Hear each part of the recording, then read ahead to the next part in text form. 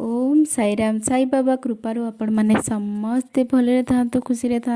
आज साई संदेश रे बाबा कहते ए पृथ्वी रे एमिति कई जड़े मनीष नाही जार समस्या नाही एमिति को समस्या नहीं जार समाधान भी हैनी।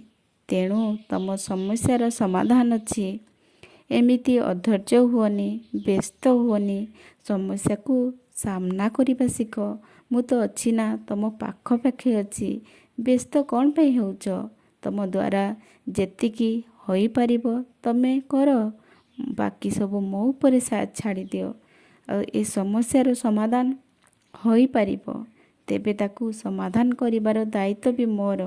मु कहूछि ना जे पर्यंत मु अच्छी से पर्यंत तुम निराश होई पड़नी कि व्यस्त हुअनी। जहाँ करी तुम मंगल पाई ही करी। जदि तुमे सबुबले एया भाबिबो कि दुखर कारण अन्य केही तुमे केबे भी खुशी रे रही पारिबनी आउ आगकू भी बढ़ी पारिबनी। निज निज भितरे ना सबुबले खुशी रे रहिबा पई चेष्टा कर। देखिबो ए दुनिया रे बहुत आगकू जीवो।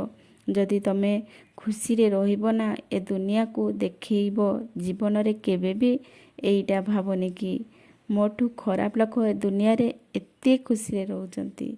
सेमिति काहेकि भाबुच? दुख परे सुख आसे।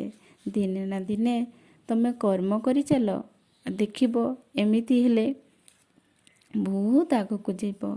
एमिति हेले केमिति ही पारिबो?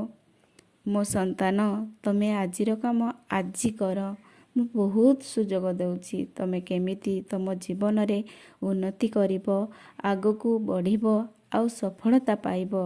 तमे सफलता पाइले मते खुशी लागिबो। तमे किंतु से काम करुन, मो कथा भी शुणुन। तमे तुम जीवन रे कर्म कर। मु तुमको कथा दउछि तुम जीवन रे जो कर्म होउनी तुम जीवन रेखा को मु बदलाई देबी। तुम काम तुमर निश्चय पूरण हब। तमे मो उपरे श्रद्धा विश्वास मनरे केबे क्रोध करनी आ कहा सामना रे भी क्रोध करनी। शांत मनरे शांत स्वाभाविक रे सबू काम हो जीवो। सेतिपेई कहा सहित क्रोध करनी कि निजे भी क्रोध हुअनी। बाकी निज कर्म कर, देखिबो आगकू बहुत आगकू जीवो। मु तुम